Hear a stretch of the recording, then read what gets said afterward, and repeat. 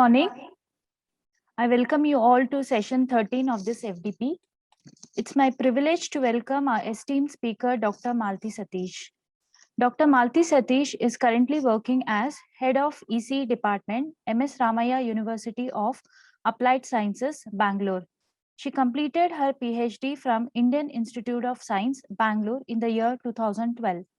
Her research areas of interest are biophotonics, optical MEMS devices, optical networks. She is a recipient of SPIE scholarship and Professor Selvarajan's International Travel Grant. Her research areas are photonics and optical MEMS devices for sensing applications. She has published several papers in international journals and conferences. She is a recipient of SPIE Student Award in the year 2008.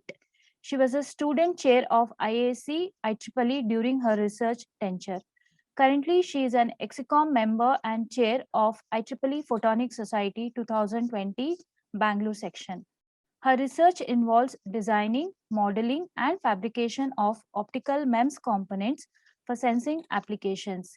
She is a principal investigator and co-principal investigator of several sponsored research projects funded by Aeronautics R&D Board, ISRO, RESPOND, and GTRE.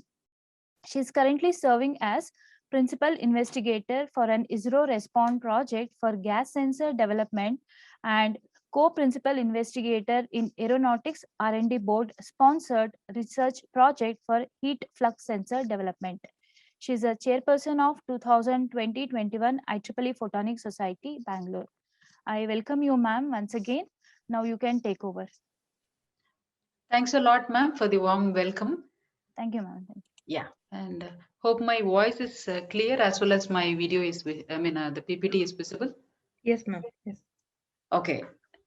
Very good morning to the participants and the organizers of this event. And first of all, I congratulate Dr. Rajni and her team for effectively working towards making this FDP a successful one.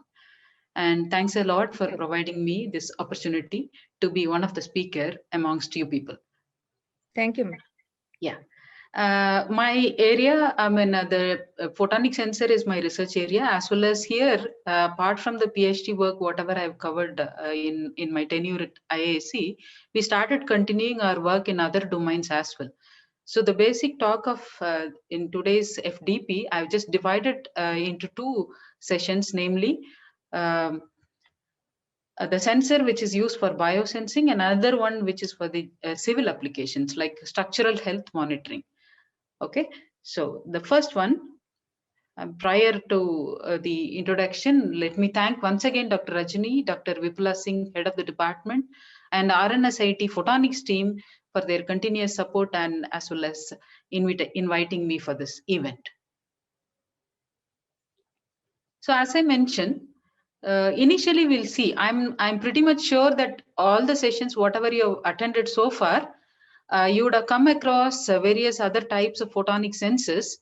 And of course, mostly from my professor as well as from fellow researchers, you would have heard a lot about the photonic sensors, especially about photonic integrated circuit. So here, I just divided, basically, since it's an FDP, I wanted to give a thorough understanding of the topics, whichever we have chosen. And I've taken case study because one is a case study of my PhD work, another is the case study of a PG student who has done very recently, which we haven't thought about, like there are some opportunity to explore in that particular area also.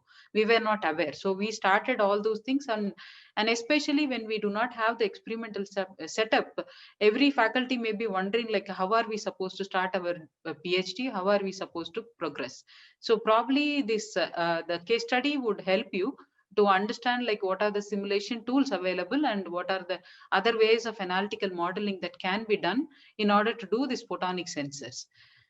So that's the reason I put a few case studies as well, apart from the topic. So here we might be wondering, like, the photonics is used, or light energy is used only in few fields. We are very much like restricting our viewpoint only with respect to either PIC or something, but there are n number of fields. For example, you have biosensors, bioimaging, laser tissue engineering, laser tweezers and scissors. optical diagnostics, optical activation and monitoring therapy. Even in therapy also we have light.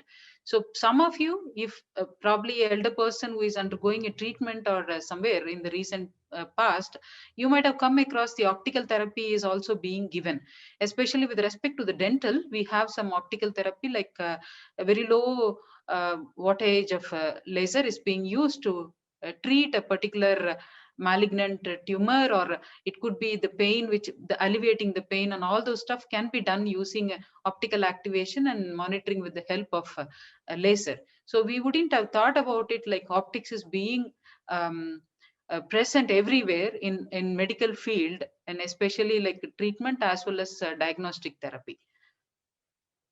So why, and I may be focusing mainly on this biosensor part. Let me see if I could take a pointer.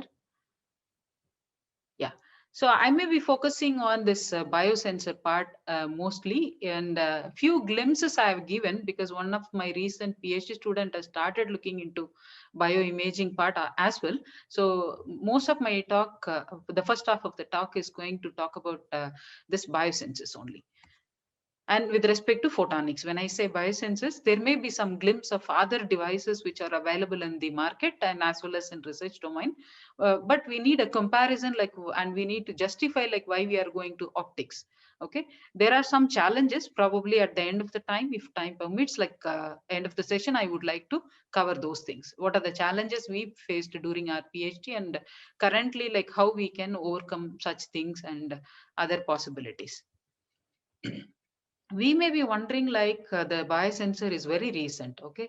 So, but it is not so. You just see the year. It is 1789 to 1858 itself. People have reported optic related, or otherwise I can say that there is an interaction of the tissue or medical or otherwise any biomolecule for that matter. It's having a reference with respect to medical cases which have been reported in morbid anatomy, and that is way back in the year 1789 to 1858. Okay, so the, and some of the references also I put for your future reference in case if you want to try looking at those history. So here you could see on the left side, it is being published by a London-based publisher, and it's a medical report, and which was saying about the symptoms and cure of disease. That means like it has been um, uh, under research since a long time, more than decades, I can say. More than decades, I can say it's centenary based. Okay, so this is the history when I just talked about, when I walked through the various types of biosensors for the purpose of my PhD thesis, as well as subsequently for some seminar purpose. So here, most of the UG students in your colleges also might have thought about like choosing a refractive index, simplest possible biosensor could be refractive index based biosensor. So in which all will be worrying for the refractive index database. So, but it is available. You would be surprised to see there are database available from 2013 onwards, and only difference is, since we work on 1550 nanometer, because the communication domain we talk about 1550 nanometer, and I'm pretty much sure like you people are aware, there are 3 windows in optical communication.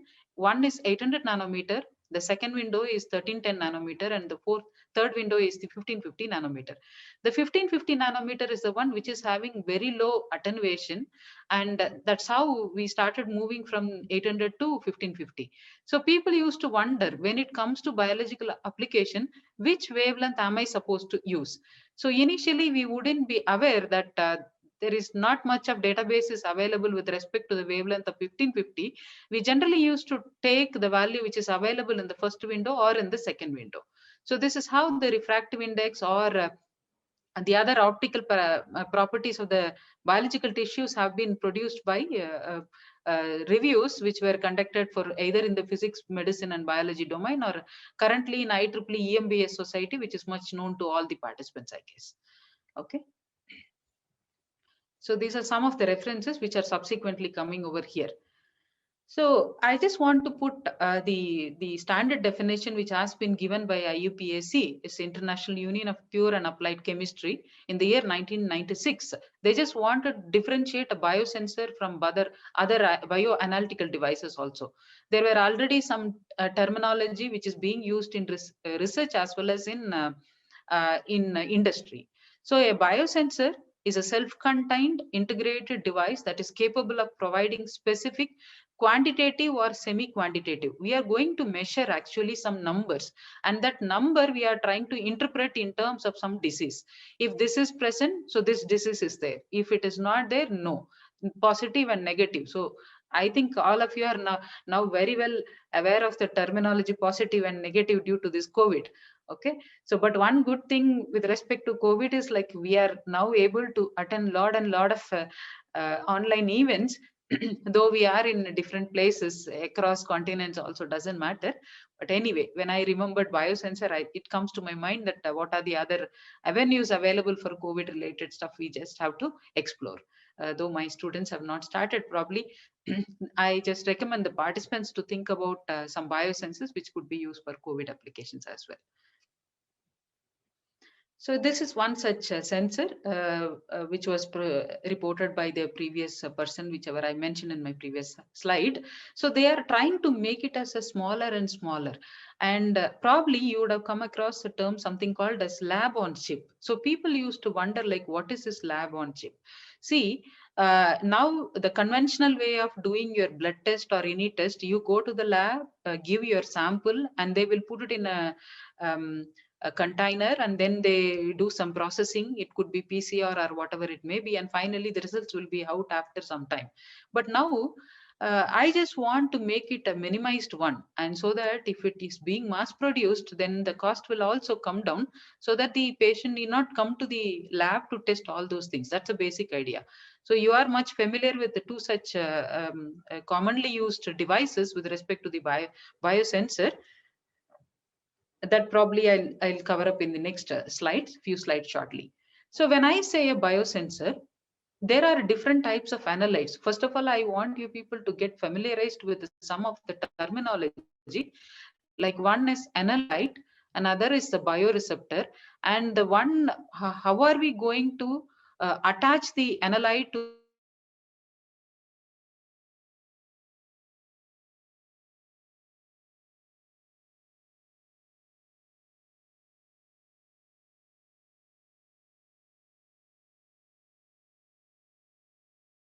Ma'am, yeah, ma'am, your voice is not heard.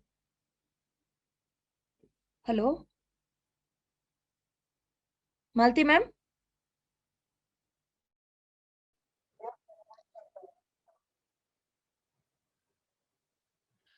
from the transducer, the signal is being given to the, it is being converted into electrical signal, and then you will be monitoring the signal. So you get a detector or otherwise a readable form the user can understand. That's how it is being done in any kind of biosensor. So when we talk about biosensor, we just obviously have to remember the father of biosensor, Professor Leland C. Clark Jr. in 1918 to 2005. He has done wonderful work on biosensors. It need not be optics, but I just wanted to give an overview of this biosensor. So here, the history of biosensors, people started reporting immobilization of the protein. When I say immobilization, it is actually like you're trying to make them adhere to the surface in order to do the detection. So it started from the year 1916, subsequently 22, 56, and so on. And the current development what we have is mainly with respect to the optical sensors. If I talk about, this is the recent one, probably one of the speaker might have covered this as well. The quantum dots and nanoparticles, nanowires, the currently used. So I did not put a year here because it's still every other area is being covered, including SPR based and BioCD and so many other biosensors. Okay. So this is a history. It's not just like we have started very recently about the biosensors. It started in 1918 onwards. slowly the technology has changed from the calorimetric measurement and then to piezoresistive based and to optics based. And prior to optics based, it was like using visible light. They have been doing some sensing, and broadly we can classify them as labeled biosensor and unlabeled biosensor. Probably with a few more diagrams I would be able to explain that. And you please stop me in between you if you have any query, because I think you have a privilege to unmute yourself. If not, you can post the queries in the chat box.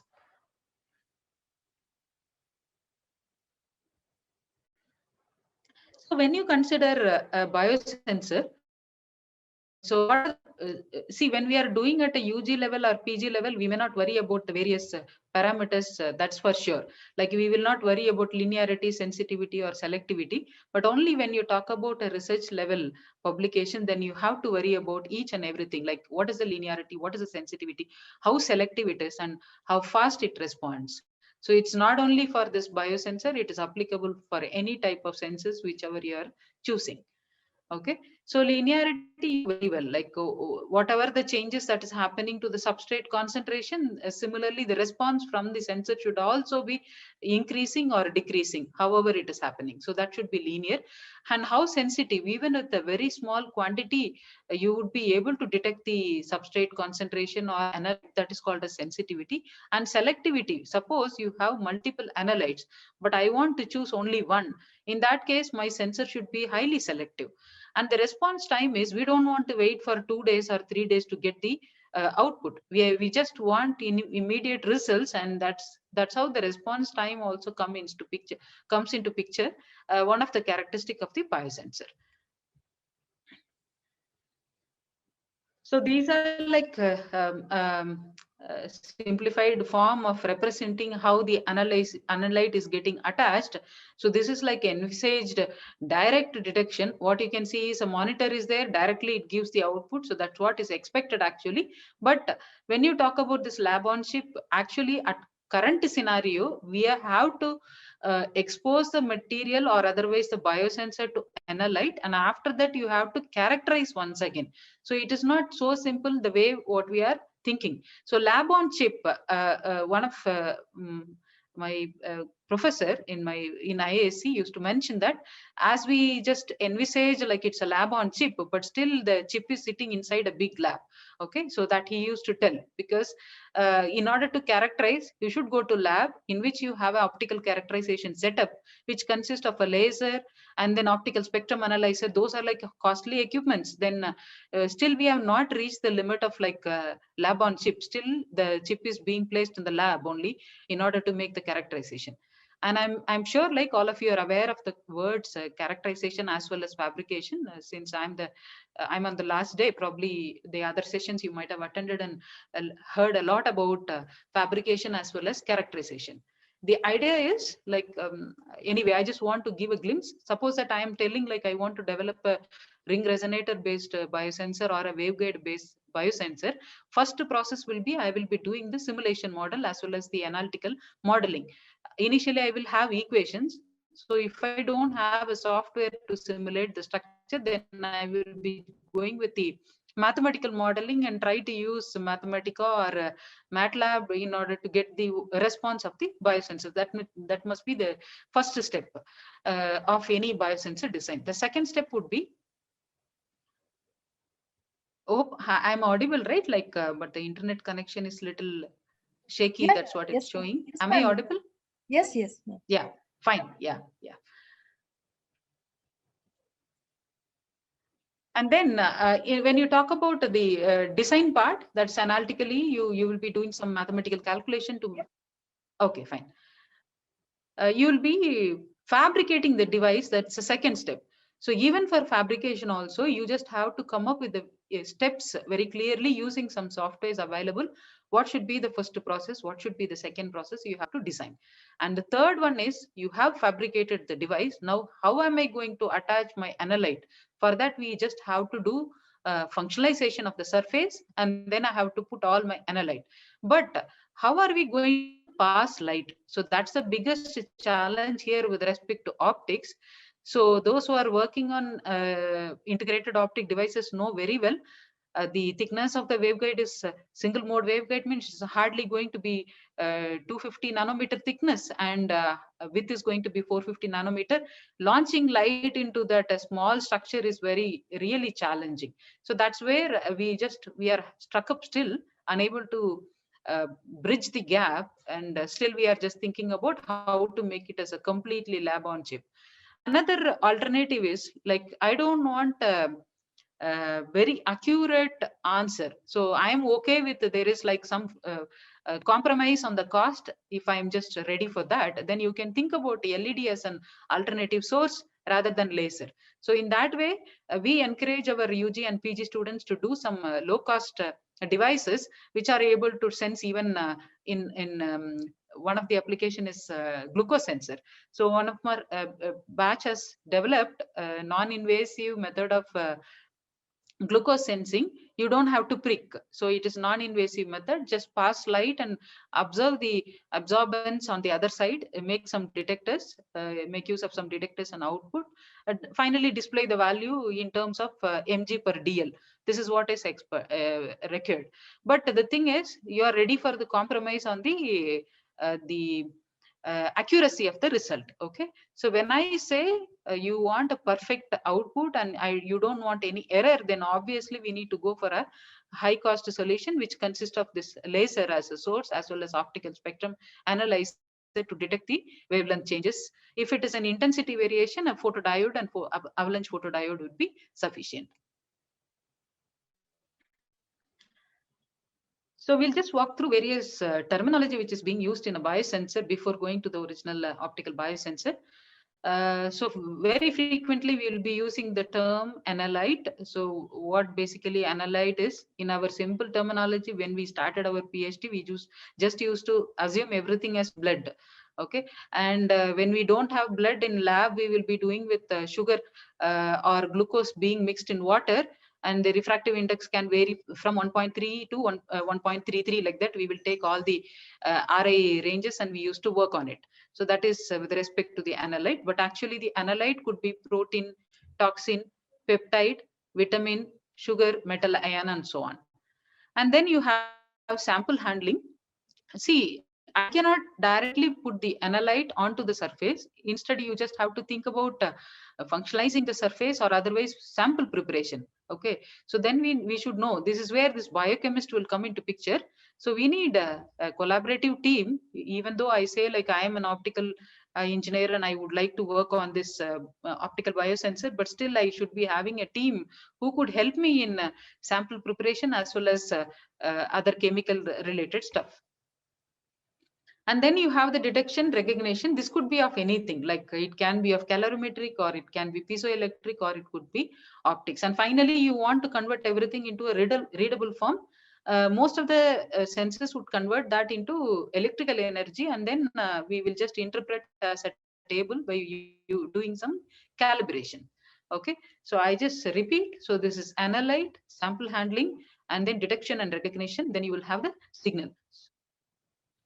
So this is what I was mentioning a little earlier, like these two are very commonly available, like, and every person would be able to use it, especially the glucose monitoring device for the diabetic patient is like what you can say, like they don't want to visit the lab very frequently. Old people, they have the strips which they can purchase from a pharmacy, and they would be able to check their sugar level very frequently, okay, as and when required. This is with respect to the patients who are chronic diabetic. So these are like a simple example, and the cost has come down only because of mass production. So that we have to appreciate really.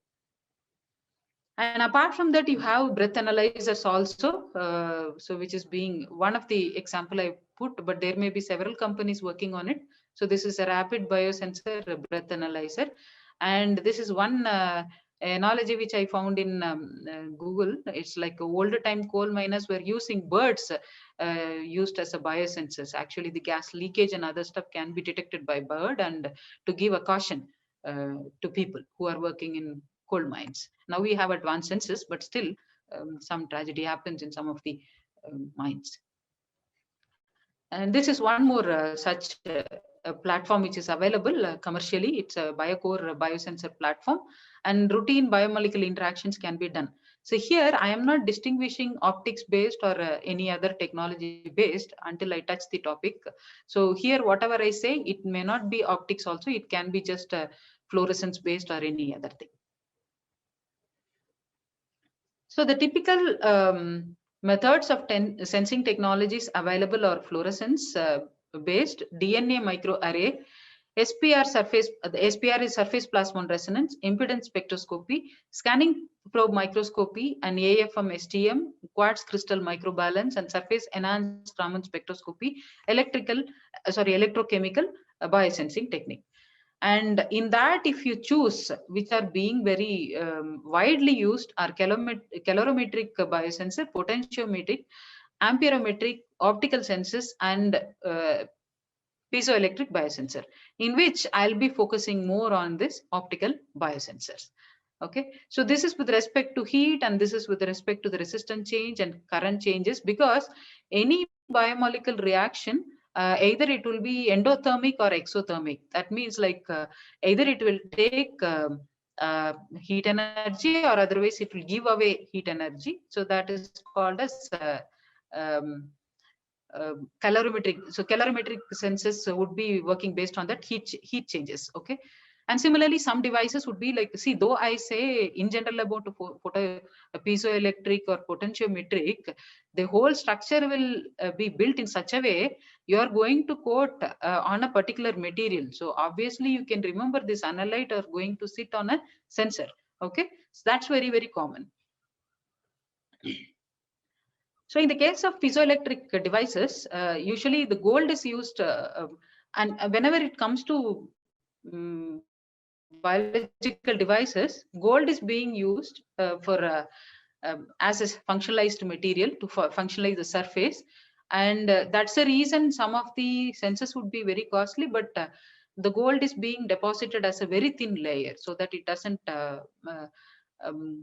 make the cost more high, because it's a noble materials are the one which can be used as a functionalized surfaces.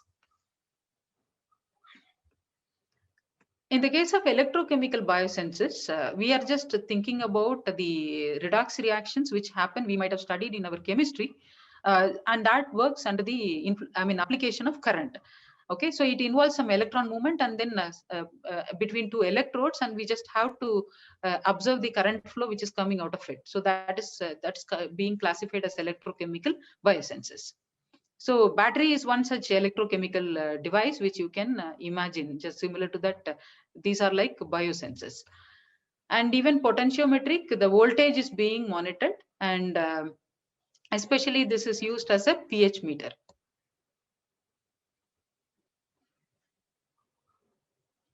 And I think in first year physics, we might have used this calorimetric experiments, probably for a different application, not for biosensor application. But you can think about even the light absorption also will change the calorimetric color. And let me run through the specific part about, So what are the various DNA biosensors available? So you just have to consider some of the basic functionalization techniques present in to be followed in an electrochemical DNA biosensor. Formation of the DNA recognition layer, actual hybridization of the event, transformation of the hybridization event into an electrical signal. As I mentioned, the output is a readable form which should be in the electrical signal, and then you have a calibration chart which will convert this electrical signal into a readable form. That is with respect to biological reference.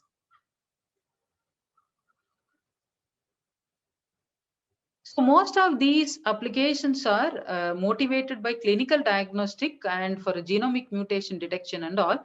And let's not worry about the complete biology behind it, but just some of the terminology, if you are familiar, probably it might help you to think about pursuing your PhD, or otherwise we can help our students to pursue some biosensor related devices.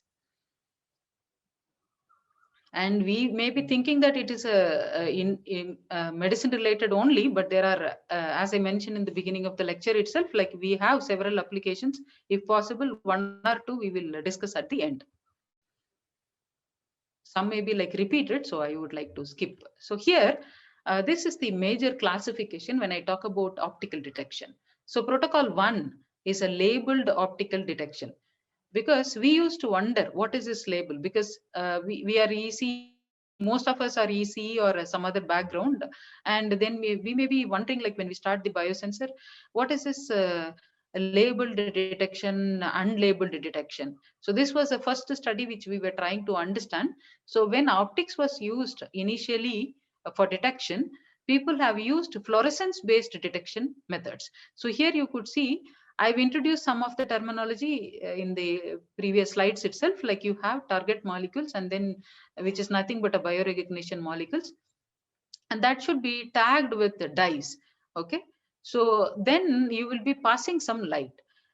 If the presence of molecule or absence of molecule, accordingly the output light which is coming from the device will be different from the input light which is being passed. Okay, so let us assume that lambda 1 is being sent as an input, and lambda 2 will be coming out of the device or the target molecule, and that's mainly called as like fluorescence based detection, because this target molecules will change when it is being added with the dye. The target molecule, the presence of target molecule will change the lambda which is being input to the device. But there are several disadvantages with respect to the fluorophore. Is basically it's a laborious process, because the sample you have to take and then you have to attach the dye, fluorophore, or otherwise it's called as a coloring material or dye or fluorophore. So you have, it's a laborious process, and apart from that, once the sample is being attached to the dye, you cannot use it for some other functions. So the biomolecule will change its functionality itself. So once the sample is used with the dye, then you cannot reuse again for one more testing purpose. So these are the main disadvantage, and also it's extremely sensitive device, and that is actually the advantage. But when you compare to the various disadvantages, obviously we have to discard this fluorescence based detection method. So what is an alternative? But pictorially we would like to see what is this optical detection in the fluorescence method. So you could see, starting with the first picture, when I say you have a surface, you are going to functionalize. This blue color ones are called basically your immobilized antibodies, and the antigen which is being targeted is getting attached to it, and one light is blue color. So that's called that is the excitation fluorescence. I'm just saying blue color, it need not be the same wavelength, it can be of different wavelength also, since with respect to the diagram I'm mentioning as blue color. So emission fluorescence will be entirely different, it could be green color, and that's how you are supposed to detect this and find out whether this antigen antibody is present over there or not. Okay, so this is the fluorescence based detection method. And apart from that, you have, this is commonly referred as fluorescence resonance energy transfer or FRET emission. This is the common terminology which is being used. And the blue color one is the bottom one, which is called as the biosensor substrate. Okay, and the red color inverted symbol which are present just similar to a lambda, which is called a fluorophore labeled antibody. This fluorophore is nothing but your dye which you are adding to this substance. So you have a laborious process functionalizing the surface, and then coating them with antibody, and then putting some fluorophore. uh, all these things are laborious, and then people started exploring about what could be the other possible ways of doing this optical detection. Is unlabeled optical detection. That is when the other integrated optic devices also came into picture or research. So once again, the broad classification, though I see, I repeat this, but I wanted to give different flavor.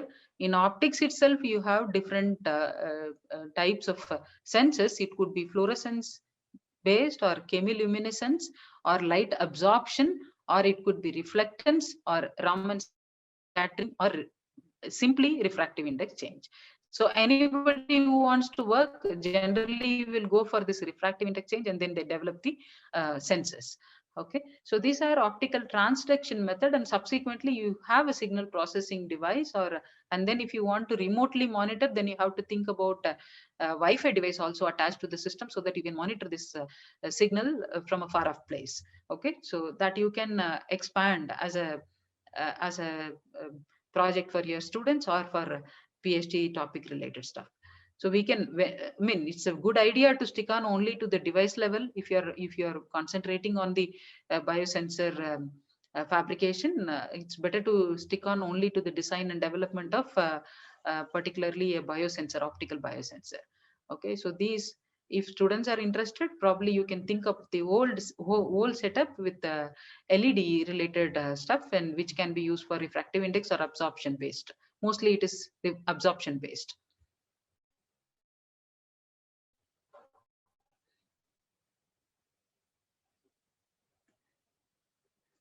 The other one which I mentioned earlier, the second protocol is unlabeled optical detection. I don't want to put a fluorophore, and similarly I want to use a very small quantity of material, or otherwise the sample, femtoliter to nanoliter, that much low volume of blood sample is sufficient. One easiest example which I can quote is blood. So that low volume is sufficient for detection in the case of unlabeled optical sensors. So what is a commonly used label-free detection method is a refractive index based. For example, if you consider blood sample, if a person is diabetic, then their refractive index is going to be high. So that's how we will be just characterizing the simplest way of refractive index based detection. See, when I say the detection mechanism, this is a property of the liquid itself is being used, or otherwise analyte, the property of the analyte is the one which we are detecting. But one thing I want you people to understand is the detection process could be either intensity based or wavelength based. This is a broadly classified one with respect to optical sensor, either intensity based or it can be wavelength based. Wavelength based is highly selective, but the cost of equipment is very high. Whereas intensity based equipments are low cost. So obviously when we think about UG and PG projects, we can focus on intensity based sensors. So this is a simple schematic of optical label-free technique. So here the sensor substrate, and I'm not talking about the waveguide right now. We will come back to waveguide part later. So you have a sensor substrate, and then this, see, it is just for schematic purpose, and we can see finally like how the light is being launched and so on. This red color line indicates actually passage of light. And then you have the antibody which is being attached here, and these are the yellow circles are the target molecules which you are going to catch and or detect, I can say. And you have a buffer solution. So we'll see there are two ways of doing the sensing. It could be a bulk sensing, or it could be a surface sensing also. So this is a general bulk sensing method, and probably you could see other devices. Let me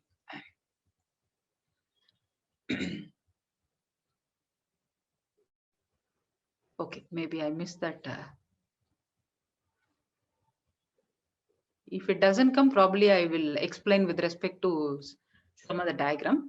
Most probably it must be there in the case study, I guess. Okay, so this is bulk sensing. That means like you are covering the entire waveguide surface with a buffer solution, and then that buffer solution contains the target molecule which are going to be detected. Okay, so this is called as bulk sensing. Another one is surface sensing. You don't need this buffer solution at all. You just have to functionalize the surface and make these particles attached to the thin layer. So that's called a surface sensing. These two are two broadly classified optical biosensors, especially for the waveguide based or integrated optics based, the PIC related, photonic integrated circuits based optical sensors. So here also, once again, see, it's not the complete list. Basically, it's like I just restricted to the one which we have been working in our lab. Optical fiber-based sensors, SPR-based sensors, optical waveguide-based sensors, interferometer-based sensors, optical ring resonator, and then photonic crystal. Okay, so it's not restricted only to this level. There are a number of other optical devices also. And the first one is not, the first two are not, just a second. So this is, it's not a PIC device. So it's a bulk device. It's optical fiber based biosensor. It is a bulk device. And this is also not a PIC device completely. It has a metal layer also. So surface plasmon resonance property is entirely different from the other four types what we are considering here. So when you start with optical waveguide, interferometer, ring resonator, and photonic crystal, these all are classified as photonic integrated devices, passive devices. Okay. I repeat again, this is with respect to fiber. Though we say optical sensors, it is like a fiber-based devices to be more specific. And then SPR also involves light transmission, but there is a metal waveguide. Metal surface is being involved. So one dielectric, positive and negative refractive index is coming into picture in the case of surface plasmon resonance, whereas other devices are, we can broadly classify as photonic integrated passive devices. Okay. Subsequently, you will have different types of waveguides also. When we consider here optical waveguide, then you will have special classifications such as a hollow waveguide, inside which the biosensor or biomolecule will be passed on, or otherwise it could be arrow-based waveguide. It's an anti-reflection type of waveguide, or otherwise strip waveguide or slot waveguide, rib waveguide, and several such categories are available in the case of optical waveguide based sensors. Interferometer, when you talk about, the very commonly used interferometer is Mach Zehnder interferometer, MZI. And ring resonator also, we have several geometries. It could be a circular ring or it could be a racetrack ring resonator. And similarly, photonic crystals also, you can have whole structures in a substrate, or otherwise you could have a rod structures. So if someone is interested, there are few references which I have added in the slide. Probably you can refer those, and it's a exhaustive review has been done by a team, and probably I put even the paper first page, I guess. So that would be really helpful if somebody wants to read about review whatever has been done in the past 10 or 15 years, what kind of optical sensors have been used in the research as well as in the industry. And I'm sure this may not be needed for you people, but still, just for the sake of completion, I have included a refractive index expression. N is equal to C by V. So obviously, water, when you consider, the refractive index is going to be 1.33, indicating that the velocity of light decreases in water also. So only in vacuum, it is going to be C. N is equal to 1 for vacuum. Other cases, it is 1.3 in the case of water, and 1.45 SiO2, 3.45 Si. Okay, these are commonly used substrates and waveguide materials. That's a reason I wanted to give a reference. So this you people know very well, and the basic law which you would have come across in your optical signal, optical communication, as well as in your physics during +1, +2, or your PU. It's mainly the Snell's law, which is describing the refractive, which is connecting the refractive index as well as the incident beam, reflected beam, and refracted beam. So this is the incident light, and this is reflected light, and this is refracted light. And when you talk about this diagram, it is totally internally reflected, which is the case, which is important in the case of optical fiber as a communication experiment also. Okay. As of now, what we can understand here is like the light, when it is entering from denser medium to rarer medium, and rarer medium to denser medium will have a different phenomena. So you could compare these two. The first one is actually N2 is larger than N1. This one is larger, and most of the light rays are getting reflected to the first field itself. So this is the basic Snell's law. N1 sin phi 1 is equal to N2 sin phi 2. And we are more worried about the critical angle, because apart from the sensor part, I would like to say for communication application or any kind of optical signal transmission, then we need to launch the light in such a way that the critical angle is met, and that's how you will have the total internal reflection, or otherwise the signal is going to be wasted in the cladding region. So this, with respect to the simple structure of a fiber, you have the center core and outer cladding. The center core is a higher refractive index when compared to the cladding material. When you talk about the fiber, mostly it is of a slight variation between the core and cladding refractive index, whereas when we talk about high index refractive index substrate, SiO2 and other places, it's different. Like for example, when I talk about the integrated optic waveguides, then you have a different terminology being used rather than just core and cladding. You will have upper clad and lower clad as well as substrate, and so many other device layers are present. So this is analogy of a fiber, which is a circular waveguide that you have to consider. And by this time, all must be aware of what is guided mode, what is effective refractive index. This is normally like we get confused with refractive index and effective refractive index. Effective refractive index, when I say, it is with respect to the mode which is being traveling inside the particular waveguide. See, I'll be alternatively using either a circular waveguide or a rectangular waveguide. Here it is a planar waveguide. So this is basically referred as a circular waveguide, and here it is a simple planar waveguide. So in the case of planar waveguide, you could consider the red light is nothing but the light is being reflected completely confined only to the center region. So the center region refractive index is larger.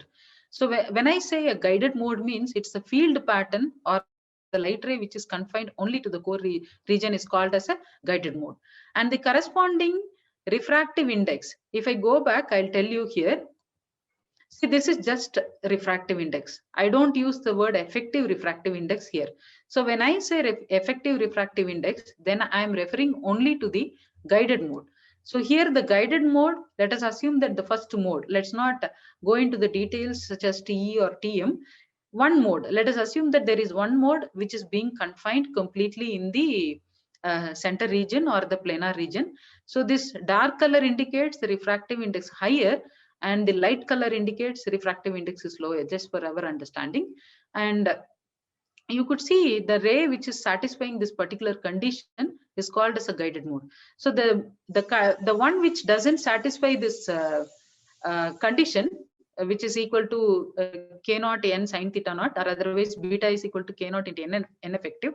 If this n effective is not lying between n1 and n2, where n1 is the core refractive index, n2 is the cladding refractive index. If this beta doesn't fit within this particular value, then it is not a guided mode.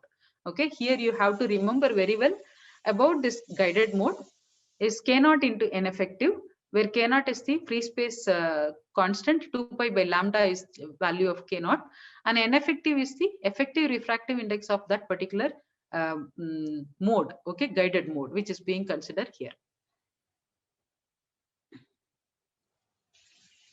And here you could see the values here. N effective is equal to 1.84, 1.9, 1.94, like that it is going on.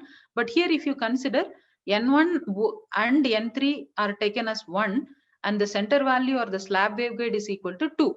So here I'm expecting the effective index to be between 1 to 2, or any value which is less than 1 will also be leaky, which is greater than 2 also will be substrate modes. It's going to be I mean, there is no such mode which is having more than that. It's obviously it is lesser than that, which will become a substrate mode. Okay, so this is number of zero crossing. You could see this is like it doesn't cut the axis once. So this is a first mode, and this cuts the axis once, the axis of the waveguide, I mean to say. This is first mode, this is second mode, third, and so on.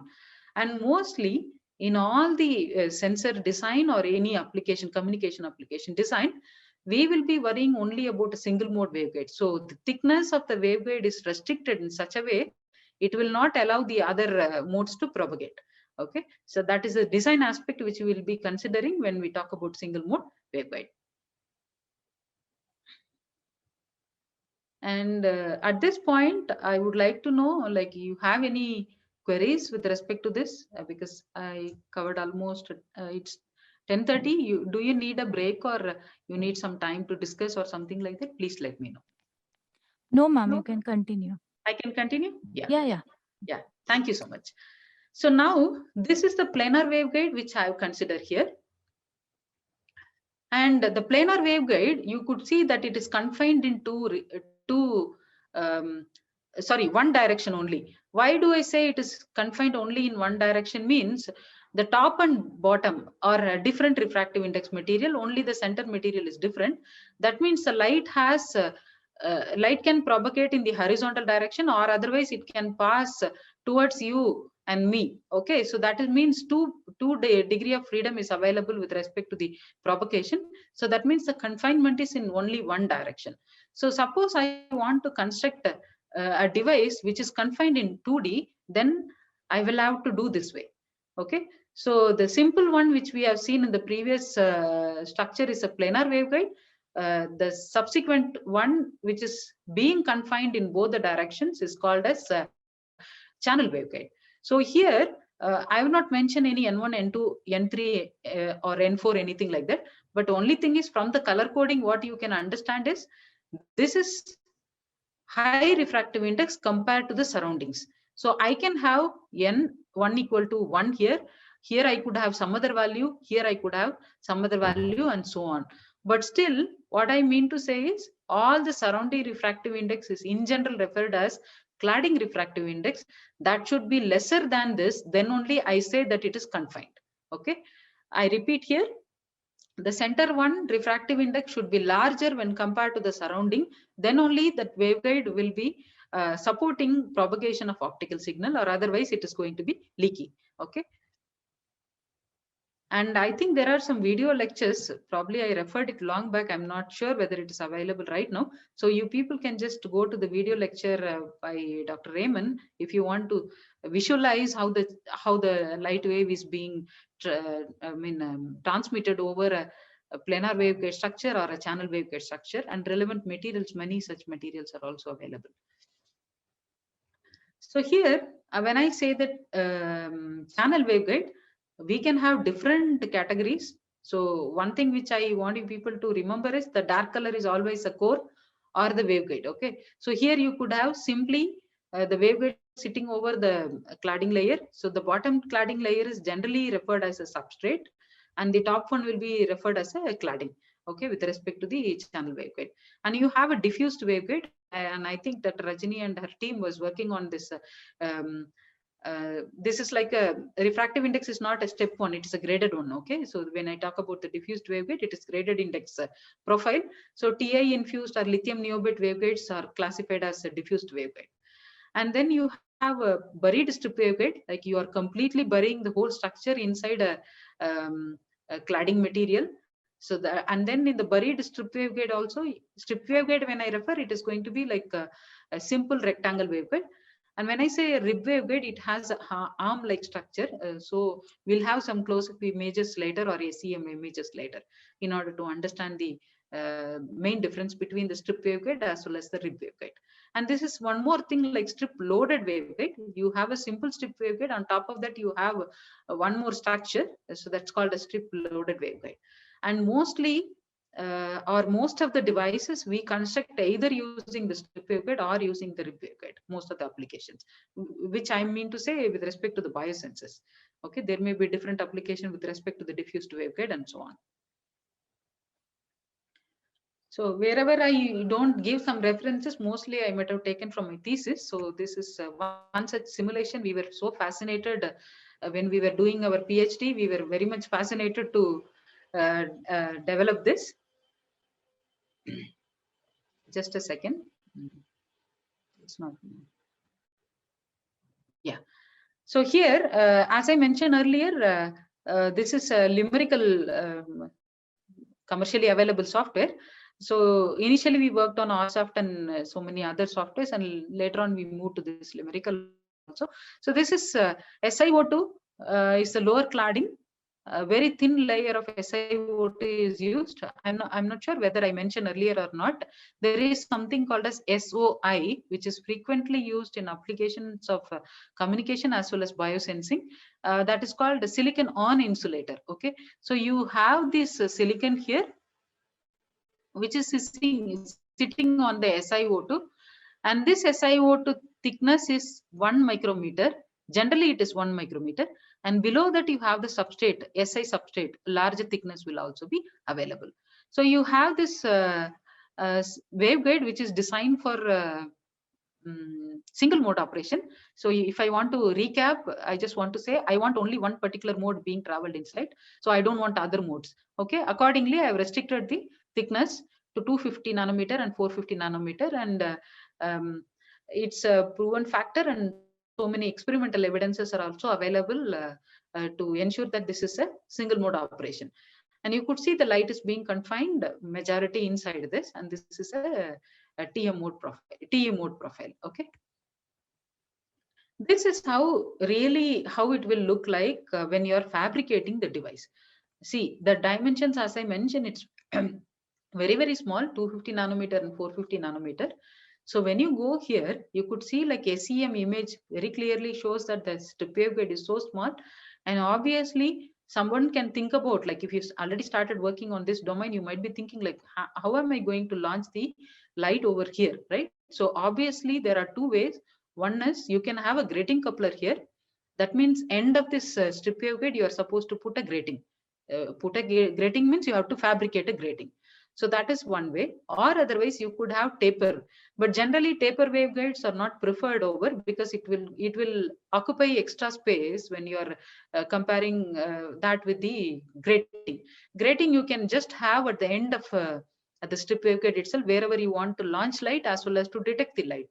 See, when we fabricate, the whole purpose will be you have to characterize. That's the next level, right? So obviously you need some launching mechanism as well as to take away the light from the device. Okay.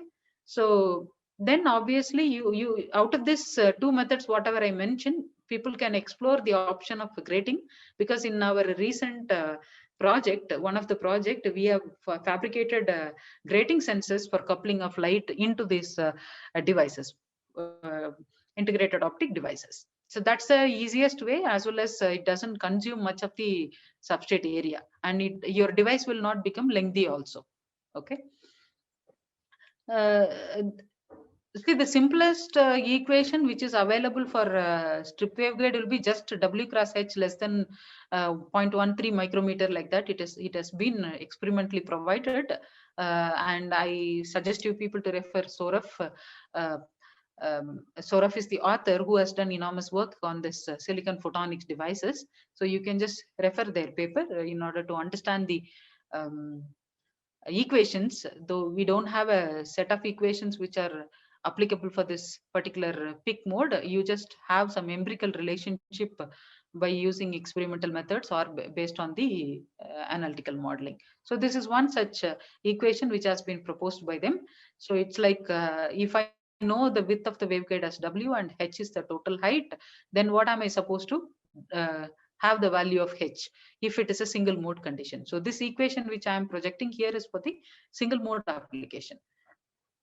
So N is equal to 3.5. As I mentioned earlier, it is silicon. SiO2, N is equal to 1.5. Sometimes it may be 1.45. The literature varies based on the type of silicon dioxide they are referring to, how thermally grown, or there are different means which I may not be that familiar, but there will be a slight variation in the refractive index which is being quoted in the references. It could be ranging from 1.45 to 1.5. And this is air is equal to 1. That's the top cladding layer. Here I just want to say something. If I want to use this strip waveguide as a biosensor, what I have to do is simply replace this air cladding with the biomaterial. So either I can cover this entire area with the optofluidic channel. Okay, I'm going to cover this completely with the optofluidic channel and inject the material which I want to detect. That is one way. Or otherwise, I can just coat a thin layer over the structure of the waveguide and then attach the analyte or the target molecule, whatever I want. That is called as thin or a surface sensing method. The one which you are using optofluidic channel is called as bulk sensing method. Okay. Many of you might be aware, but since as a part of FDP, maybe some students also would have joined. So I just wanted to insist some of the terminology which is being used in the biosensors. And most of the things, I mean, these are not from our research, but we have taken from references. So you could refer the journals with respect to that, whichever is given in the bottom of this slide. So there are different types of rib waveguide. So as I mentioned earlier, when I talked about the channel waveguide, I mentioned there are two basically used characteristics or waveguides. One is strip waveguide, another is rib waveguide. The difference between the strip and rib, now I think you know very well. You have some extra extended arm here in the case of rib waveguide. So what is a major difference between the strip waveguide and rib waveguide? I think you people might have thought about it. The reason is, if you consider the dimension, rib waveguide dimension is a bit larger when compared to the strip waveguide. So launching of light is much easier in the case of rib waveguide compared to the strip waveguide. Strip waveguide thickness is very small. So you could see it is like 250 nanometer and 450 nanometer. It's very, very small. Okay.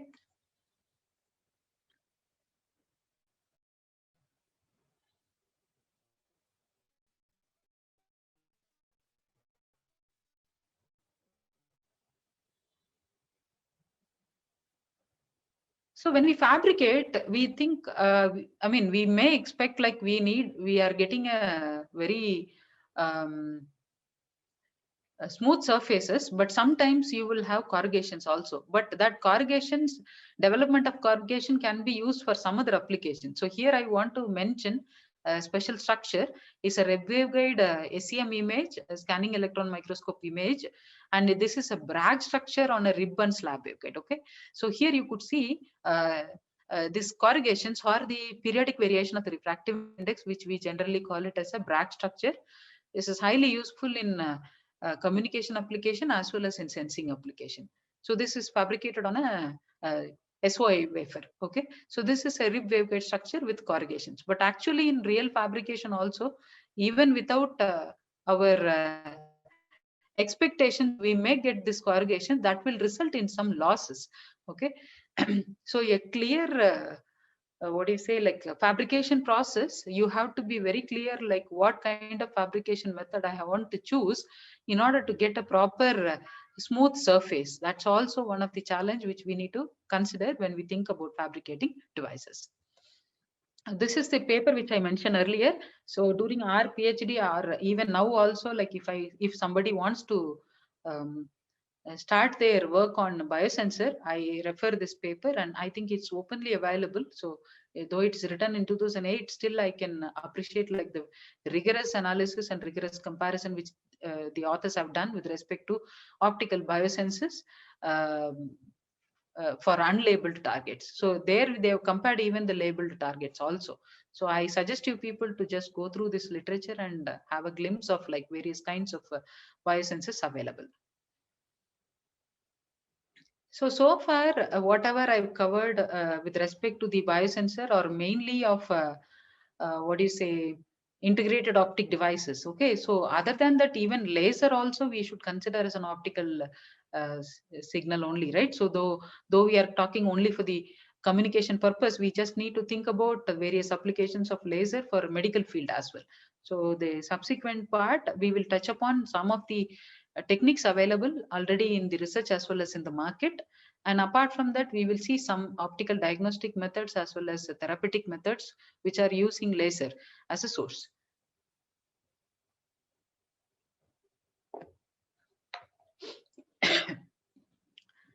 So here, and we know very well laser, especially like whenever we use at the lab, we used to tell the students, do not look at the laser. It's like a highly monochromatic signal and it is spot size is very small, and that the energy associated with the spot size is also very high. So that's how we will be cautioning our students when you are working with the laser beam. Okay, so here you know the properties of light which is being either reflected, scattered, or absorbed, transmitted. Okay, all these properties are being exploited when we are coming to the laser tissue interaction. So you have some target, you can either what you can say, like focus light on the target, and then you can observe either the reflection from it or it can be a scattering from that. In some cases it could be even transmission also. Okay, so the target, when I say, it is like a tissue interaction which we are talking about. So here, the laser induced or laser assisted methods available currently or like the heat which is being generated can be used for some treatment, or otherwise it could be photo dislocation or a break in the molecular bond. The laser energy will actually break some of the molecular bond, and you are supposed to observe the variations, or otherwise it could be a shock wave being generated, or it can be a fluorescence, and this is used for the diagnostic method which we have already studied. It is the fluorophore or the dye-based labeled detection method which we saw a little earlier, right? And then you have a photochemistry which completely destroy the target, and this is with respect to the cancer-based treatments. Okay. And some of the slides probably I will run through because later on I want to start the other application as okay. Some of the repeated things I may be just skipping, but anyway, with pictures which is covered here. So here you could see a photo is it's an experiment which is being conducted on a mice. So you have a photo sensitizer which to a particular tumor area, and then you have this NIR based infrared radiation which is being targeted at the tumor location, and then the tumor ablation and curing is happening. Okay, so this is how the lasers are very much useful in the diagnostic as well as therapeutic applications, and the corresponding publications have been mentioned here. Somebody who is very much interested to dig into this probably can refer. And apart from that, laser is used in angioplasty also, removal of the plaque in obstructed vessels by laser administered through fiber optics. I'm not sure whether it has come to India as well, or still it is there in the research lab. Because in recent past I have not dig through this various kind of angioplasty and other stuff, laser related stuff, since we are restricting only to the device level senses. And there is this diagram may be a little scary, but still endoscope which is being used to analyze the knee region, as well as it is used for treatment as well. So minimally invasive procedure. If you see the surgeons now, they almost give like a kind of ad about their technology whichever they are having in their lab. The equipments may be very costly. That's why the surgeries also are costly. So they don't want to cut open the entire region and do the surgery. Instead of that, they use something called as keyhole surgery, and that is called as minimally invasive surgery. Okay, so that is like a keyhole or a seamless. Probably you might have seen some ad either in papers or otherwise at least in TV. Once in a while, if you switch on TV on Sunday, you could see a doctor is sitting and discussing about keyhole surgeries. So it's really helping the medical fraternity. Whatever the development which is happening in optical things are really useful for diagnostic as well as for therapeutic application. Okay, so this is the image which is being captured. And probably in ENT clinic, you might have seen this small camera. Earlier and all, they used to inject a very big camera, and it will be like really discomfort for the patient. But now, when I go to one of the nearest hospital, they give a very small probe to be swallowed, which consists of a very, it's a fiber optic bundle, and that is used to eliminate your throaty region, and then you would be able to, the doctor would be able to see completely the either it is ear or nose or throat. Okay, so that is mainly because of your optical fiber advancement. Okay, so this is actually with respect to the cartilage or otherwise knee, but still I want to bring into your notice, even the ENT doctor in some hospitals started using this optical probes, okay, which are very, very small, and it makes them very comfortable. It makes a patient very comfortable also. So this is a typical one. It may be an older version, but there may be some modified versions as well. But typically it consists of a light guiding attachment, and you have an eyepiece, and then you have a spacer, and then objective head, and then distal window. Generally, from the signal which is coming out of probe will be connected to a display, okay, through which they will be able to monitor.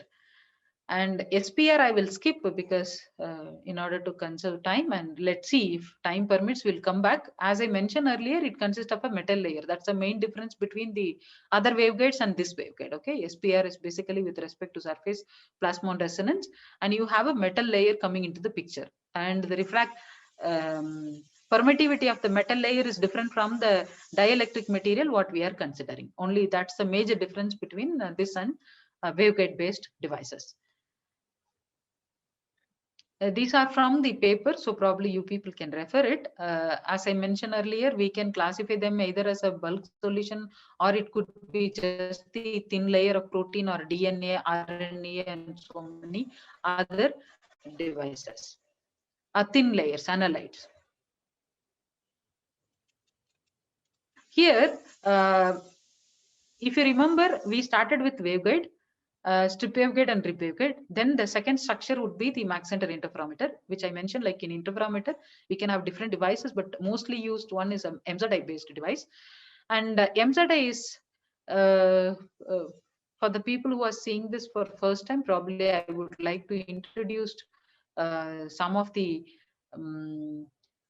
what do you say, like multiple devices which are present in a MZI. Though I say it is just an MZI, you have an input waveguide, and then this is called as a splitter. Okay, so this is like a Y splitter, and then you have a combiner. Okay, this is a combiner. This is a combiner, and you have one sensing arm where you are going to put the material, another arm which is reference. You're not going to change anything here, so that is going to act as a reference arm. So there will be a phi variation or a phase variation between the signal which is traveling from the sensing arm to the reference arm, and that will be like introducing, or you could imagine that is similar to your Young interference experiment or two slit experiment, which are like alternating rings of dark and light. Okay, so that is completely dependent on the phase which is being passed from the sensing arm and the reference arm. Okay, so it's going to be like this, a function of cos phi, and phi will be the phase difference between the signal which is coming from the sensing arm and the reference arm.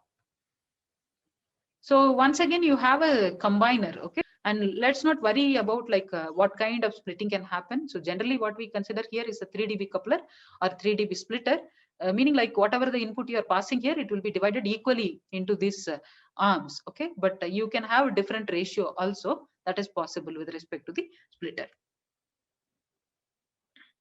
See, I'm just opening the small window. So this is the interaction window. When I'm talking about the sensing arm, so the close-up view of the sensing arm would be like this. So the hope you could relate these two diagrams, right? So I'm talking about the waveguide which is present only in the sensing arm. So here, that sensing arm is going to have a window or the interactive window or channel. So it is, you have partly removed the cladding layer, and then you are going to pour the solution or the vapor or whatever may be the interactive material you want to detect. Okay, so you are going to have this structure here. There is one interesting word I want to introduce. So when we learned for the first time during our PhD, we were wondering what is this evanescent field.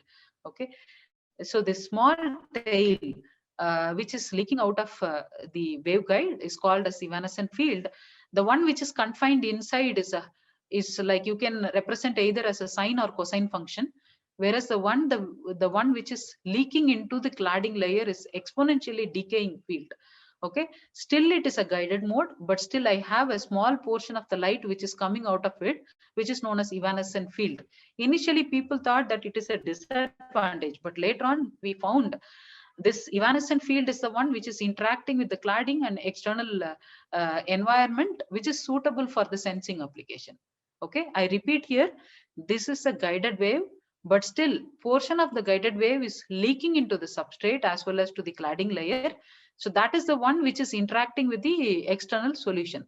Okay, so when I say a guided wave, it doesn't mean that it has to be completely confined. Okay, then we can't use it as a sensor. So in this sensor, your evanescent tail is the one which is interacting with the solution. Subsequently, what happens, I'll tell. let us assume that N effective is 1.99. Let's assume after the interaction with the solution, it might decrease or increase depending on the solution's refractive index. Okay, there will be a change in the velocity of this mode. Obviously, then there is a change in N effective. So that N effective change is going to affect the wavelength or intensity depending on the type of interrogation what you are using. Okay.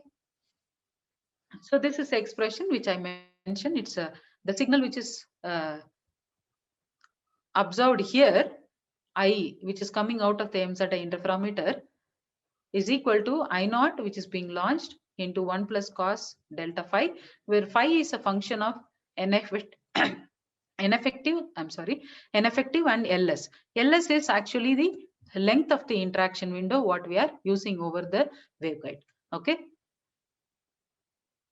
And lambda, you know, it is the operation of wavelength. So if you have the simple equation, you can obviously find out what is the intensity pattern which is coming out of the interferometric MZI interferometer if I know the value of N effective. See, if somebody wants to do a simple experiment, just vary the value of N effective in a given range and try to find out del phi and plot this intensity variation. So that would be the first level of detection in the case of MZI. So this we can have not only with a Mach Zehnder interferometer, you could have even with Young's interferometer also, or Hartmann interferometer, and so many other devices which is given in the reference. And mostly most of the pictures are taken from the same unlabeled review paper only. So if somebody is really interested to look into the other type of interferometric devices, probably can refer this. And prior to ring resonator based devices, interferometric sensors were really having a good sensitivity. And here this is one such example of our list of sensors which are being projected here: MZI, Young's interferometer, and Hartmann interferometer. You could see like how small the detection limit is. When I talk in terms of refractive index unit, RIU is called refractive index unit. It's 10⁻⁻⁷ RIU. Okay. And some of the devices, other devices are also were used and currently are also used, and those things also we'll see one or two devices in order to have a glimpse.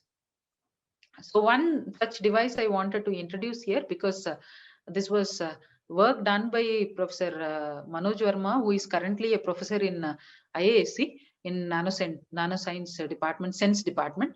So here, prior to coming to IISc, he explained to us about this BioCD. So they developed, it's a patented work, so we may not have complete detail, but there is a published article also with respect to this interferometry. It is a little different technique. You could imagine this similar to your CD, what you are playing for your music. Okay, so we'll have layers, for example, here. Each track will be there. Just a second. Yeah. So here the smallest diagram, which will indicate 90 micrometer thickness and 3 nanometer thickness. You could imagine how small the tracks are. On the track, you are going to put a molecule, and then you are going to detect the mechanisms, like, or otherwise you are going to spin the BioCD and detect. And this kind of interferometry which is being used for BioCD is termed as adaptive interferometer, or adaptive interferometry for the protein detection, which they have reported in the year 2007. Okay, so you could either think about the transmitting BioCDs where the transmission is being observed, or otherwise you can think about reflective BioCD where the signal is being reflected from the BioCD. Okay, so you could imagine only one thing. This is also interferometer, but only thing is like it's the device is spinning. Okay, just similar to your CD. Okay, so this is very interesting phenomena which he explained during our PhD time. So I just wanted to take out of the various interferometric devices. This is something a different application. So probably you can just explore the literature. There are different ways of representing the evanescent wave detection, but anyway, I've explained enough about this evanescent detection. This is what I was looking for earlier. So in our PhD work, we have just focused on how, see, the copyright issue would be coming into picture. So when we want to introduce some diagram, then we will try to put it in Paint and we'll try to do it. Okay, so that's how we did some work during our PhD. This is bulk sensing and surface sensing, and how it is different from each other. So the waveguide core is here, but you are going to functionalize the top layer. Okay, and the light is going to pass. And the SPR structures, I leave it just to save some time. So because I just want to cover the other topic also little, though I may not be able to cover completely the case studies. So ring resonator is another interesting geometry. Resonators, if you remember resonators, all will remember your RLC circuit, which we are using for your electronic oscillators, right? So similarly in optics also you have something called as resonance. Okay, so this is a fabricated images of a ring resonator, and it has a coupling region of 3 micrometer. It's a very small resonators which are being fabricated, and then I have taken from a reference. So this is one such ring resonator in which you are using a slotted waveguide, or otherwise the hollow waveguide you are going to use. Then it is used as optofluidic ring resonators. Okay. Let me show some interesting picture with respect to ring geometry. Whoever has worked on this domain know very well, like you have two waveguides and a ring structure which is being connected in the center. So this is these two waveguides are sometimes referred as bus waveguide, and this is a ring waveguide. And I launch light here, and the one which is coming directly through here is called as a through port, and the one which is getting dropped here is called drop port. And why I am saying, sorry about it, like it's hiding little, but here it is add port. Okay, the other port is add port. Why I am saying add port means with respect to the communication application, I am saying it is add port. Actually, it is not of relevance with respect to the senses what we are talking here. Okay.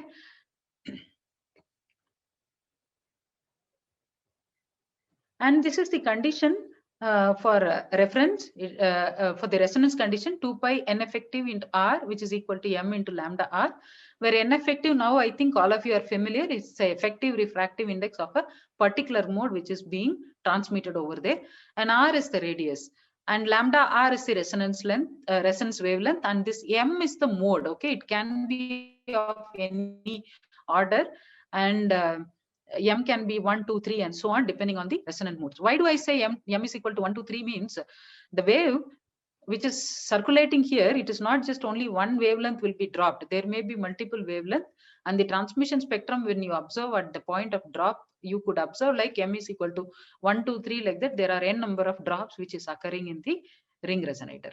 That's where this m is coming into picture. R is the radius.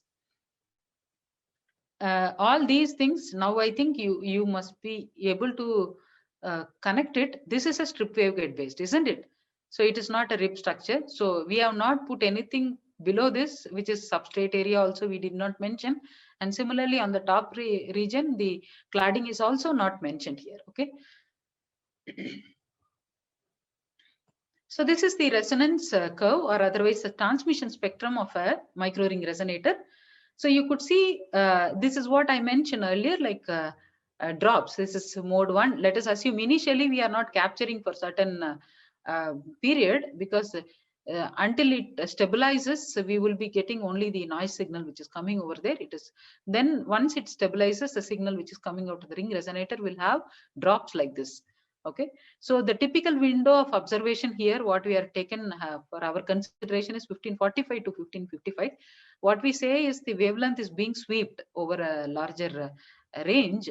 Then only a particular wavelength will get dropped based on this equation. Okay, so once you fabricate a ring resonator, this R is going to be fixed, isn't it? So then obviously the N effective will be playing a role. Suppose if you are changing the outer cladding. Okay. The top line which is indicated here is a straight waveguide, meaning like you don't have a resonator. Okay, do not confuse the other one with the straight line, straight waveguide thing. So which indicates actually the signal which is passing through the straight waveguide in case if the ring resonator is not there. And then people started exploring different configurations of ring resonators.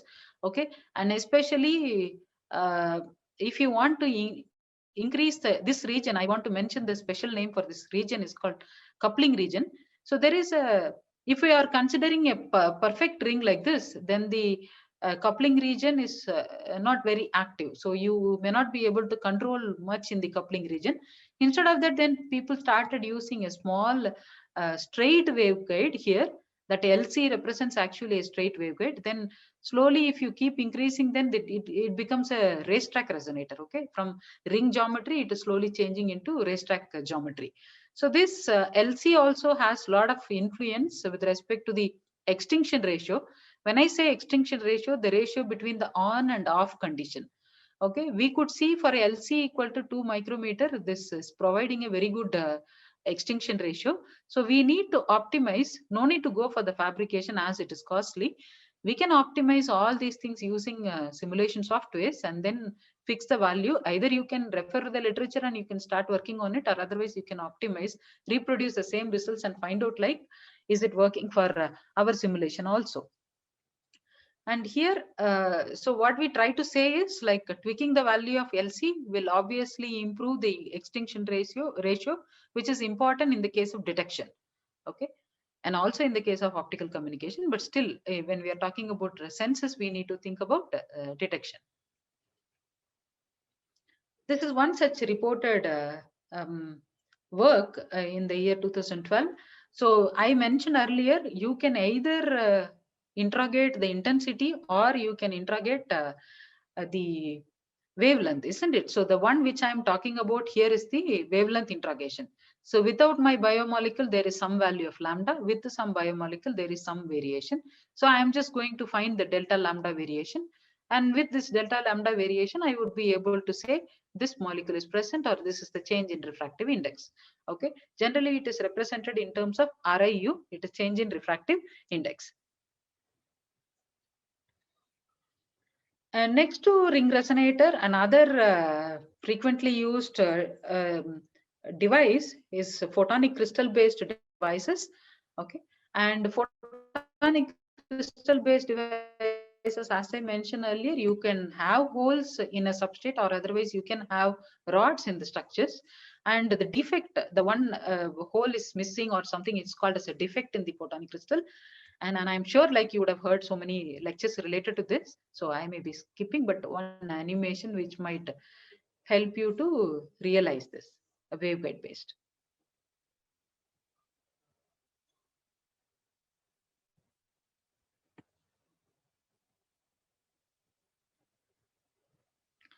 So we can have not only waveguides, we can have ring resonator also on photonic crystal, but only thing is the fabrication of photonic crystal may be a little cumbersome in compared to the ring resonator geometry, which I've spoken about little earlier. Okay. And now the case study, when I take about with respect to the biosensor, I would like to take the case study which I've done in my research. So this is a micro racetrack resonator. So far, so can you just differentiate the other diagram and this diagram? Here the you have an extra projection which is called as a cantilever. So far we were directly attaching the analyte everything to the surface, and later on people started working with the different geometries. Like, can we have a cantilever here, and then I am going to immobilize my analyte over this surface, and then let me find out how the N effective is going to change and so on.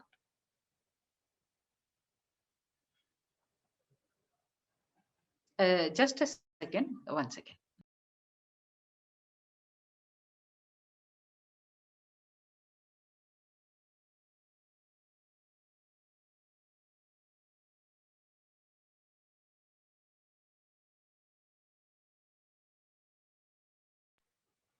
Hope I am audible now. Yes, madam. Yeah. So this is the difference between the other ring structure, what I have told, and this structure is like, I want to use a cantilever.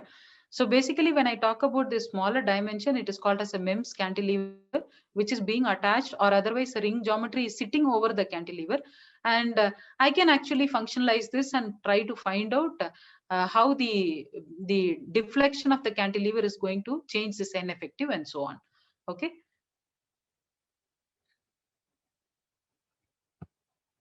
Yeah. So this is such a schematic which you people can understand. So you can operate this cantilever either in a static mode or in a dynamic mode of operation. So you could see this is not the original biosensor picture. It is just a schematic. Okay. How are we going to put the receptor molecule onto the surface? And here we have not shown the micro racetrack resonator. Actually, it should be sitting on the left side.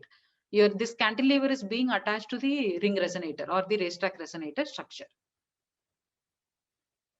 When you consider this kind of cantilever devices, then obviously the mechanical part also come into picture. So here you have a sensor design. Here we have considered the material. When we talk about biomaterial, we need to be very cautious about biocompatible materials as well. Mostly the devices are made of polymer materials which are biocompatible. And here in this particular sensor design, we have taken Si3N4 silicon nitride. Since it is not done in vivo, it's not a problem to have a silicon nitride. If any device is done in vivo, that means like you're trying to insert the probe into a body of a patient, then you have to be very careful, and it should be a biocompatible materials.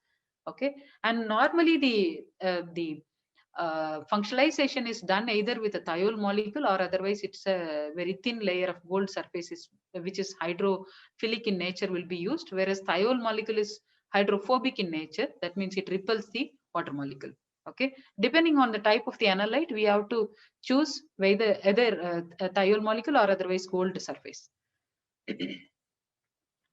So this is a simple expression for the racetrack design. So who somebody is interested, probably you can just look into this various value of B, R, and stuff like that. R is the radius of the device, and you have the optimum length, so that you can consider and do the simulation with respect to the racetrack resonator. As I mentioned earlier, we are going for the racetrack geometry only when we want to improve the coupling efficiency. And the stress analysis, since during our time, I mean, during our PhD time, probably in the year 2012 or no, 2009 or 10, we were not having the other commercial softwares available as of now, which is having both optomechanical. So what we did is, like, separately, we have done the mechanical simulation using ANSYS and taken the values and then plugged over here, like the stress induced arm of the racetrack resonator. What we did was, like, you can actually change. There is a possibility in all softwares. You can actually make this device as a detachable one, or otherwise when you are constructing a device, don't construct as a single device. You can construct with the 2 split rings and then 2 coupling regions. Okay, so I repeat here, you can have 2 split rings and 1 coupling region, here and here 1 more coupling region. So you can replace the stressed arm with what would be the effect in case if this is bending, what would be the refractive index change here, or N effective change, which is here. We just plugged in those values here and simulated. Okay, so that's the easiest way. When you don't have the software which could support both optomechanical coupling, you can actually plug in the value from the other mechanical software and put it here in the optical software.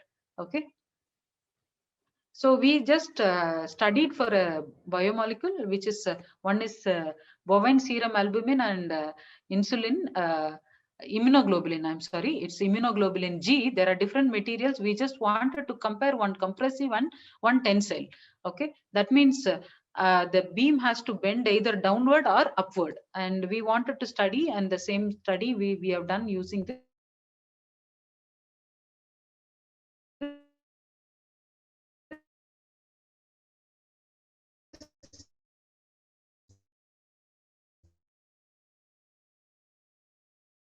stress arm. The stress one is going to be tensile, another is compressive. Okay. So far, we have seen different optical senses. Now we will just move on to little imaging part also, tissue manipulation and imaging. There are many devices, probably one or two I'll give a glimpse, and then so that at least the next topic little bit I would be able to cover. Okay. Next topic anyway, people are free to discuss with either Dr. Rajini or Mrs. Ibrar and their team. There are a number of people working in RNSIT towards this optical sensing also. Rajini Madam's team, PhD students are working on it. So I'll just take you through one simple microscopy, which is called as epi microscopy. So far, we have considered the sample is being straight away attached to the material, but here we will have to consider another thing like observation. You are going to observe the target, and you can either view with your eye or otherwise you can record it with the camera.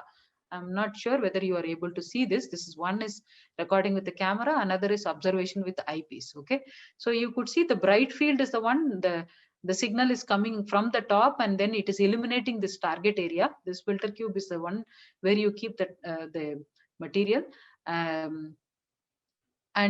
You can have the other one, the blue color light, when it comes, it is the emission mode. Another one is the bright field mode. There are n number of such microscopy available, though we don't deal much about it since it's not coming in the waveguide related stuff probably, but this is also a interesting topic to be explored. If someone is interested, then you can think about various modalities of bioimaging. And then recently many students started working on the data which is available freely in the net and then processing the data in order to detect a disease. Especially most of them work towards the epilepsy or so many other brain related diseases. Okay, so the database is already available and machine learning algorithms you can think about. So optics can be now clubbed with even machine learning also, because most of the students would be interested if you are introducing this machine learning also into picture, because they may not be very much attracted towards this optical experiments. Probably you can just pull them into the stream by providing some machine learning algorithm or training data set and so on. So which we started working with our students as well, okay, including PhD students. I'll skip some of the microscopy related stuff. Probably you can go through later. And one comparison, I think in one of the previous slide I have put. So if somebody is interested, you can actually go through the article which was published in Journal of Indian Institute of Science in this particular issue. Probably you can search with this author name, or otherwise you can search with the title of the paper, Near Infrared Handheld Optical Imaging Technology. That has covered a lot of information about the optical diagnostic methods which are available with respect to the imaging modality. Okay. Imaging means, you know, all of you will be talking about X-ray imaging, CT, ultrasound, MRI, and what is so special about this optical? One thing I want to mention here is it's non-ionizing. Okay, it's not harmful for us. Whereas people, I think those who do not want to undergo this COVID test, many of them have gone for CT scanning. That I am pretty much sure. In the past 1 year, people did not bother much about ionization and other stuff. They all went to diagnostic center and they were taking CT scan in order to prove whether, whether COVID positive or negative. Okay, and that if you consider this ionizing level is very high, and whereas when you talk about the optical radiation, it is non-ionizing. Okay, let's not worry about what are the other applications available, but as of now you can compare these optical methods are much better compared to the existing devices. And portability also, it is very portable if it is an handheld device. So those other features you can actually compare. Should I see the chat now, or at the end you will be reading for me? Madam, you can see now only, no problem. Okay, means like after finishing the task I have to see, or now I can see? Now only, if you want, you can have it. Okay, okay. If it is relevant to this, probably I thought yes, I can answer, but I'm not very sure. no, it's not. I don't think it is relevant. Okay, okay. Okay, it's not related to this. Fine. Yeah. At the end, we probably might take 1 or 2 questions. Okay. Yeah. Okay. I think Babu sir, right? Like who is Yeah, yeah, madam. Yeah. fine. Yeah. Thanks. Thank you. Yeah. Thank Yeah. you. So as I mentioned, you please refer this journal for the further information about optical diagnostic, because I want to cover the other topic in the last 10 minutes.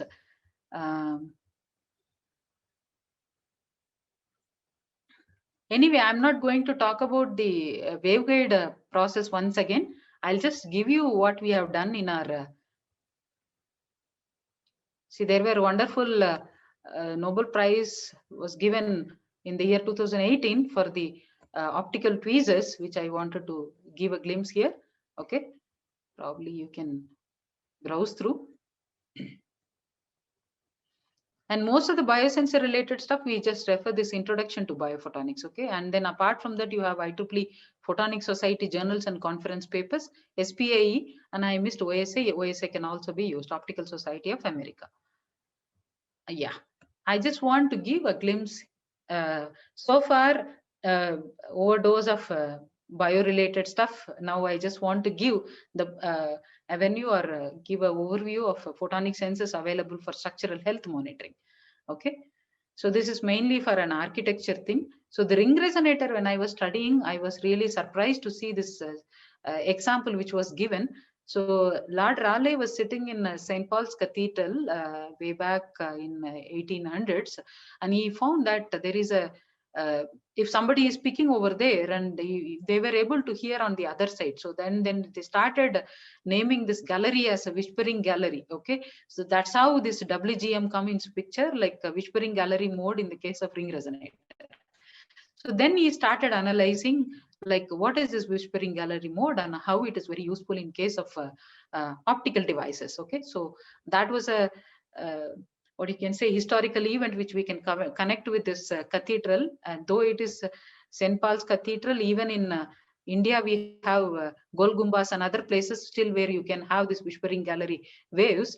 And probably after pandemic, people can plan about a visit to that location and try to whisper and hear. Okay, so it is actually galloping, or it's running around the circumference of the tomb, or otherwise the cathedral, or whatever it may be. Okay, and optical cables have been used for undersea communication, like Atlantic, the transatlantic cable were the one which was laid long ago in 1960s, which have been used for the transmission as well as reception of the signal. And now the delay due to satellite communication is overcome mainly because of the optical fiber communication. And we need to really acknowledge for the high-speed internet which are being provided by various vendors. Okay, so let me just run through. This is one of the Twitter note by Sundar Pichai. He was telling like, why can't we use this submarine cables to detect the earthquake? So slowly people started thinking about communication devices can also be explored for the other natural calamity or detection of other earthquake and so on. Okay, so this is one such proposal which has been published last year. It's not very old or something like that. So tsunami as well as earthquake can be detected using this submarine optical cables. So the structural health monitoring, when I say it is like it's a old building or the building which you are going to construct now, or otherwise a beam, or otherwise a bridge and so on, you will have to talk about the structural health monitoring. We are constructing and we are leaving it, and we are not bothered about like the quality which is being maintained over a longer period of time, right? So here comes the structural health monitoring. And there may be a number of devices. I just want to give a literature review which has been done by my student. I'll just tell you the types, okay, so that it may be useful to you.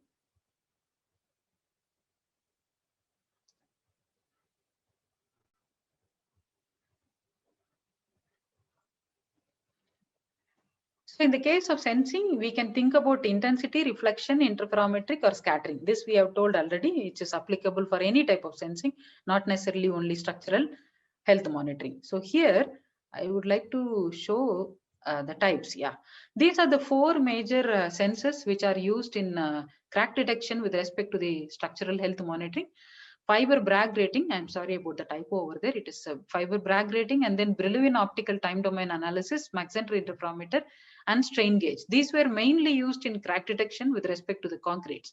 And then we explored the possibility of fiber Bragg rating devices, and then we have done a simulation model also. Probably I suggest you people to just look into the various avenues available with respect to the structural health monitoring, various applications. Okay, it is not necessarily only optical sensing, biosensing application. It could be for structural health monitoring also. And this is a general setup which is used for a FPG. So this FPG can be kept on a surface of a structure where you want to monitor the cracks. It's highly sensitive device, just similar to your integrated optic device, but this is done in the fiber Bragg grating. If you want to do the equivalent one, then it can be a waveguide grating you can consider here. Okay. Either you want to measure the power using a power meter, you can measure the intensity variation, or otherwise you can have the wavelength measurement using the spectrum analyzer. Okay. The method also I will tell you, so that someone can actually think about doing this. So you can actually model the structure with the freely available softwares, STAD Pro or Abacus. Those are the softwares which were used by my student. Mostly the civil engineering students will be working towards it. So you can have some collaborative projects also when you are thinking about the structural health monitoring. Okay, so design a beam and then extract the value of refractive index, or otherwise what we can say is the stress which is being developed. I'll show this. Okay, so the loading is being taken in the y-axis, and the deflection. So this is the result obtained by STAD Pro analysis, and finally we will be comparing the deflections either with the available literature, or it can be with our own analysis, and then we'll have to find the variations due to the strain by plugging the values of this strain value in the FPG equations, and then try to find out what is the delta lambda variation, delta lambda B particularly. Lambda B is nothing but Bragg wavelength.